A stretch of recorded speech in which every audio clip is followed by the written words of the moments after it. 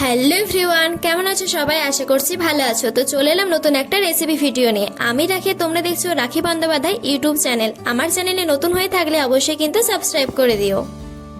তো একদম কম সহজ পদ্ধতিতে কিভাবে ম্যাগি বানানো যায় সেটাই তোমাদের সাথে শেয়ার করব। আমার দিদি কিভাবে ম্যাগি বানায় সেটাই তোমাদের সাথে শেয়ার করব। তো এখানে তো ফ্রাই প্যানে চাপিয়ে দিয়েছি ম্যাগি, তারপর সেদ্ধও করে নিয়েছি 80% মতো। তারপর কড়াই তেল দিয়ে দিলাম গাজর কুচি আর দিয়েছি গ্রেট করে আলু কুচি। তারপর সবকিছু ভালোভাবে একটু ভেজে নিতে হবে।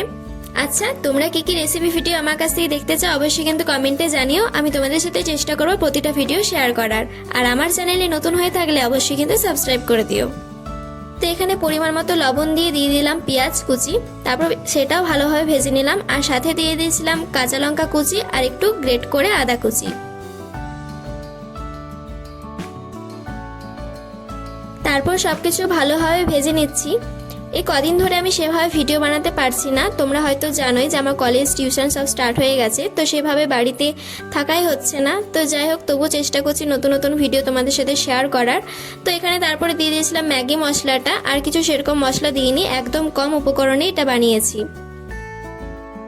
তো তারপর সবকিছু ভালোভাবে ভাজা হয়ে গেলে দিয়ে দিলাম একটু পরিমাণ মতো কিষান সস।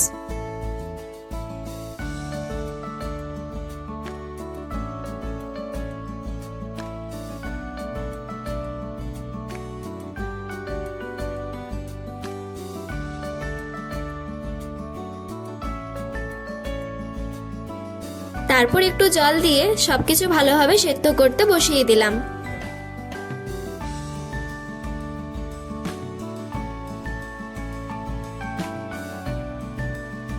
তারপরে দিয়ে দিলাম সেদ্ধ করে রাখা ম্যাগিটা। তারপর আর কি, সবকিছু ভালোভাবে নাড়াচাড়া করে মিক্স করে নিলেই রেডি হয়ে যাবে ম্যাগি। সত্যি ভীষণ সুন্দর হয়েছিল, তোমরাও একবার এভাবে ট্রাই করতে পারো। আমার তো ভীষণ ভালো লেগেছে।